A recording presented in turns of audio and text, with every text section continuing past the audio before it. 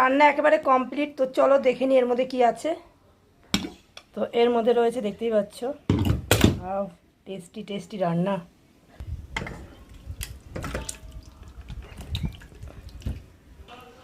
তো রান্না করে নিয়েছি আজকে মটন, দেখতেই পাচ্ছ। মটনের কালারটা কেমন হয়েছে তোমরা জানিও কমেন্টে। এই যে, তো এই হচ্ছে মটন। তারপরে কি রান্না করছি চলো দেখিয়ে দেবো। তারপরে রয়েছে এখানে কালকের মাছ, পার্শে মাছ আমি গরম করে নিয়েছি, যেহেতু মাছটা কালকে হেভি টেস্টি হয়েছিল। দুঃখের বিষয়, আমার মানে পুঁই শাকটার কালারটা আজকে কেন যে এমন হয়েছে বুঝতে পারলাম না গো। তো যাই হোক, কালার এরম হলে খেতে ভালো হয়েছে। তারপরে কি করেছি দেখো, আম দিয়ে ডাল। যেহেতু মাংস করেছি, আমার আম দিয়ে ডালটা হলে খুব ভালো হয়, তো তাই জন্য ডাল করেছি আম দিয়ে। তারপরে এখানে করে নিয়েছি উচ্ছে ভাজা, এই যে। আর তারপরে করে নিয়েছি ভাত।